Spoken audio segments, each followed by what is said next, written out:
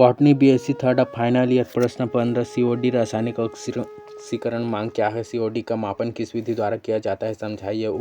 50 बार बोल रहे हैं, पढ़ने निकले वाले छात्रों को राजनीति से दूर रहना चाहिए। अबे पढ़ाई लिखाई में ध्यान लगाओ, आईएएस बनो और देश को संभालो। उत्तर रासायनिक ऑक्सीकरण मांग केमिकल ऑक्सीजन डिमांड सीओडी। किसी जल की रासायनिक ऑक्सीकरण मांग सीओडी उस जल में उपस्थित घुलनशील एवं अवक्षेपित कार्बनिक पदार्थों के ऑक्सीकरण हेतु आवश्यक ऑक्सीजन की मात्रा होती है। दूसरे शब्दों में किसी जल के सीओडी का मान उस जल के प्रति लीटर विलयन के द्वारा उपयोग की गई ऑक्सीजन की मात्रा होती है। सीओडी को मिलीग्राम प्रति लीटर में व्यक्त किया जाता है। जल के सीओडी का मान जितना अधिक होगा जल उतना अधिक प्रदूषित होगा। इस प्रकार प्रदूषित जल के सीओडी का मान अधिक होता है। इस प्रकार सीओडी अपशिष्ट जल के उपचार वाली इकाइयों में एक महत्वपूर्ण गुणवत्ता नियंत्रक पैरामीटर होता है। अरे कहना क्या चाहते हो? उच्च ऑक्सीकरण अवस्था में जल में कार्बनिक यौगिकों के पूर्ण ऑक्सीकरण के परिणामस्वरूप कार्बन डाइऑक्साइड एवं पानी उत्पन्न होता है। सैद्धांतिक रूप से किसी कार्बनिक यौगिक के सीओडी की गणना उसकी रासायनिक अभिक्रिया के संतुलित समीकरण को लिखकर की जाती है। इस कार्य हेतु सामान्य अम्लीय माध्यम में एक उत्प्रेरक की उपस्थिति में पोटेशियम डाइक्रोमेट का उपयोग किया जाता है। संपूर्ण रासायनिक अभिक्रिया निम्नानुसार होती हैं। बीओडी की तुलना में सीओडी अधिक मात्रा में कार्बनिक पदार्थ का ऑक्सीकरण करती है, अतः बीओडी का मान सीओडी से अधिक होता है। जल में सीओडी का अधिक मान जल में उपस्थित कार्बनिक पदार्थ के दोनों रूपों जैविक घटनकारी एवं अजैविक घटनकारी की उपस्थिति को सूचित करता है। इस प्रकार सीओडी जल के प्रदूषण की डिग्री या स्थिति को सूचित करता है। इस प्रकार सीओडी का उपयोग स्थलीय जल में कार्बनिक प्रदूषण के इंडिकेटर के रूप में भी उपयोग किया जाता है।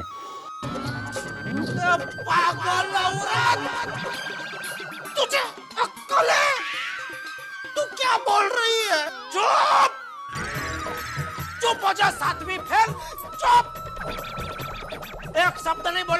जल के बीओडी के साथ साथ सीओडी का मान ज्ञात करने पर हमें जल की विषाक्त अवस्था में उसमें उपस्थित अजैविक घटनकारी एवं जैविक घटन के उपयोगी पदार्थों के बारे में पता चलता है। सीओडी का मान मेजरमेंट ऑफ सीओडी का मान दो विधियों द्वारा किया जाता है, एक टाइट्रीमेट्रिक विधि एवं दो कैलोरीमेट्रिक विधि। टाइट्रीमेट्रिक विधि द्वारा सीओडी का मापन measurement of COD by titrimetric method. इस विधि द्वारा सीओडी का मापन करते समय डाइक्रोमेट की वृहत मात्रा को फेरस अमोनियम सल्फेट जैसे अपचायक कारक के साथ अभिक्रिया कराई जाती है। जैसे जैसे फेरस अमोनियम सल्फेट FAS को मिलाया जाता है वैसे वैसे डाइक्रोमेट की अतिरिक्त मात्रा त्रिसंयोजी रूप में क्रोमियम में परिवर्तित होता जाता है। जैसे ही संपूर्ण अतिरिक्त डाइक्रोमेट FAS से अभिक्रिया करता है वैसे ही एक उपसंयोजी बिंदु इक्विवेलेंट पॉइंट प्राप्त होता है। यह बिंदु इस बात का सूचक होता है कि मिलाए गए FAS की मात्रा इस अवस्था या बिंदु पर अतिरिक्त डाइक्रोमेट के बराबर हो गई है। रंग सूचक कलर इंडिकेटर भी इस अंत बिंदु का संकेत देता है।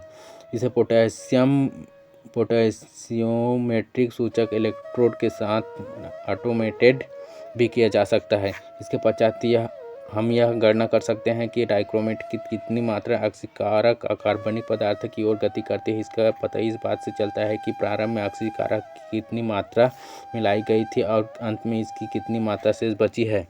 ये चुप है। इस विधि का उपयोग कार्बनिक पदार्थों की सांद्रता 50 mg प्रति लीटर से अधिक सांद्रता युक्त घरेलू एवं औद्योगिक अपशिष्ट जल के सैंपल का सीओडी ज्ञात करने में किया जाता है। कैसे कैसे लोग रहते हैं यार यहाँ पर। विधि प्रोसीजर। यह परीक्षण निम्न चरणों में पूर्ण किया जाता है। एक रिफ्लक्स फ्लास्क में बॉइलिंग पत्थर के कुछ साफ टुकड़े लेकर उसमें 50 ml सैंपल लेकर 1 ग्राम HgSO4 मिलाते हैं।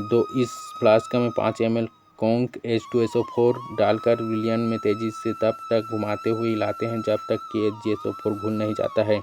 3 अब इस रिफ्लक्स फ्लास्क को आइस बाथ पर रखकर उसमें धीरे धीरे 25 ml 0.025 N-K2Cr2O7 को मिलाते हैं।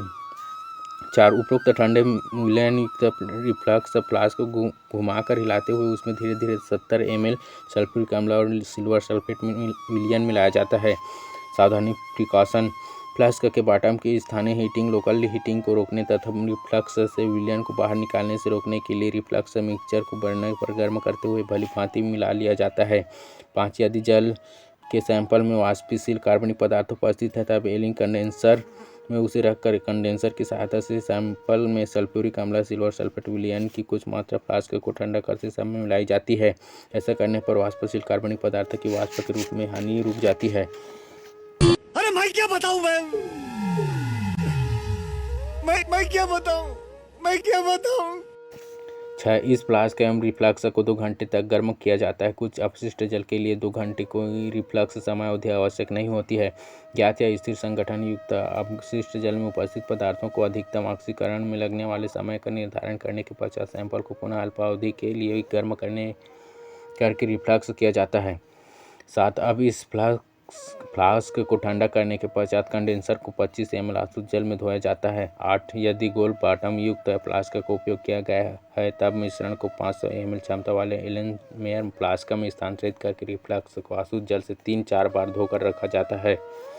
न उपरोक्त अम्लीय विलयन में 300 ml आसुत जल मिलाकर तनुकरण करते हैं तथा विलयन को कमरे के तापमान पर ठंडा होने के लिए रखा जाता है।